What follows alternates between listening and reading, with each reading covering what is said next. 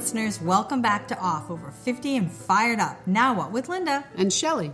So in our last episode, we talked about assessing whether franchising, becoming a business owner might be a good new career opportunity to pursue. Now in part 2 of franchising, now that you've decided that it might be something that you'd be interested in, how do you evaluate the actual individual franchise opportunity?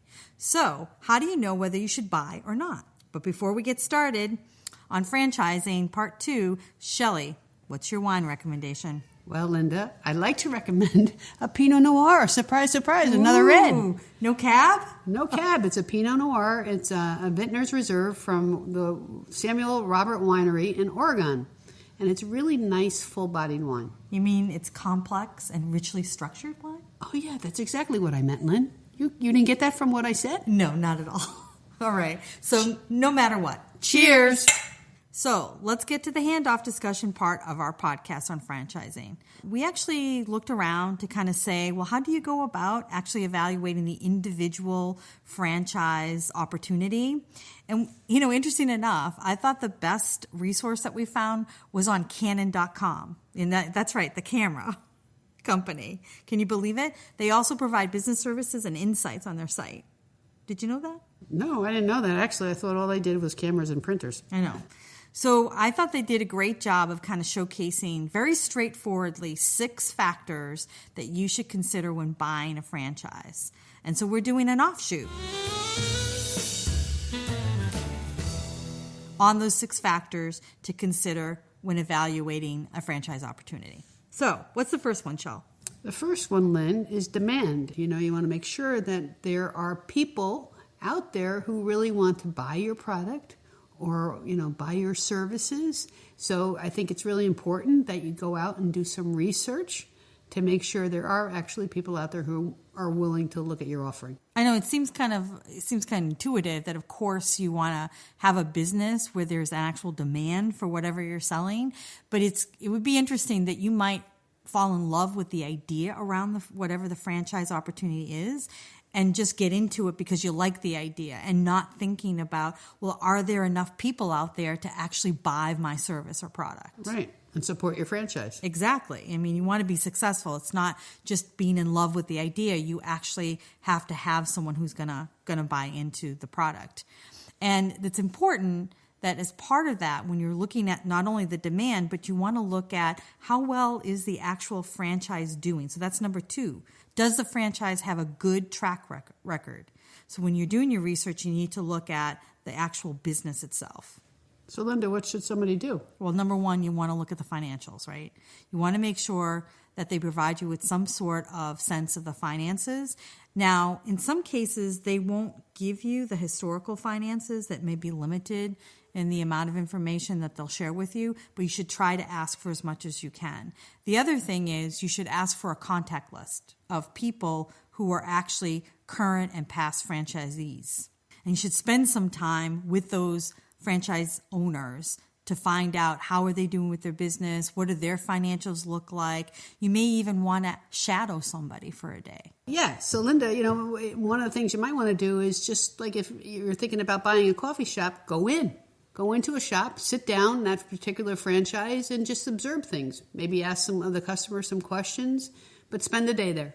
And number 3 is really all about the money, right? It's the investment. So you want to make sure your capital is going to a franchisor and that you're getting, you want to know what you're going to get in return. So what are you going to get for that initial investment? What is it that you're going to get? Yeah, well, some of the things you can get are like training and, the potential equipment and some licensing rights. So you got to really evaluate the time it will take to get your initial capital investment back as well. Remember, there's different levels of investments, right? They go from either just hundreds of dollars to, it could be hundreds of thousands of dollars. Is that for you? Hundreds of thousands of dollars? You're just going to whip out your checkbook and start writing out for a couple $100 million? No, that's not for me. Maybe the small end is okay. It's not for me either. The ones with the low investment would be more my speed. And those It would also have to be kind of unique and distinct and different. I really wouldn't want to get into something which is like on every corner. Like I don't want to be the 10th Starbucks on the same block, you know? So number 4 is competition. So it would be important to consider, are you unique? Are you different? Are you going to stand out, or are you going to just be one of many? That should be some consideration. Yeah, I think you're right, Lynn. You know, you do want to not have so much competition, but I really like the idea of having like all those Starbucks around, because anytime I want to get my little hot frothy tea, I can. And I like that. She demands that every afternoon. I do demand that. Also, a franchise like Starbucks will give you, a lot of primo training and support, which is really cool. And that's what, number 5 is on the list. It's about training. The more support that a franchisor gives you, the more likely you might be to be successful. Especially if this is a brand new area that you're pursuing, you want all of that training and support that you're getting. So that leaves us with number 6, which is understanding the restrictions that come with the franchise. Are you willing to live with them? So, Linda, what do you mean? Like rules and regulations? Yeah, all these things that are imposed by the franchisor. So they're going to give you an agreement or, some sort of contract to sign, and you have to follow certain guidelines and standards. And they could be anything from what products you're allowed to offer, what kind of pricing you can have, when you can even be in hours of operation, and things like the store, if you have a storefront, or the product, its design, and how it looks. So if you're a control freak, franchising may not be to your liking, because you might not like all these rules around this if you want to make changes. So, Linda, you tend to be a control freak. So do you think you would like franchising? Well, I don't think so, when I think about it. But in some other ways, even though I'm losing that control part, all that uncertainty and that risk is also taken out, right? I'm not a big risk taker. I'm not a big gambler like you are, Shell, who likes to go to the casinos all the time. And you like to invest in all these new and trendy things without much or little information. So yes, but no at the same time. Okay, so you like the idea that they kind of take out a little bit of the unknown for you. Yes. Okay. I got it. But then I don't like losing the control. Right. But it's also good to do things, Linda, I think, as a combination of understanding a lot, having good information for you, but also your gut and your intuition, because you might find, this franchise seems pretty appealing to me. And I think those two things, the combination of information and gut and intuition is a pretty cool winning combination. And especially when you get a lot of information around the success of a certain business model for a franchise. It's all good stuff to consider going forward. And sometimes, Linda, it's actually okay to go to the casino and put that little $1 or $5 in that slot machine. Well, yeah, but, sometimes you may have to make sure you go in there with a budget and that you know what you're going to stop at. And, you got to have some control, some rails there. You mean you can't be like me and go in with your ATM in your back pocket? Your ATM card? Exactly. You got to know when you're going to get out and sort of whether or not something doesn't seem like it's right for you. So those of you who have complete lack of control, like me, franchising may be good for you because it's going to give you some structure to work in, right? But you have a little bit of risk that you're taking with your investment, all right?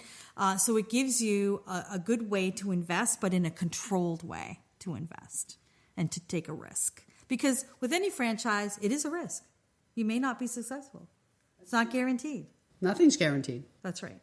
So do your homework, right?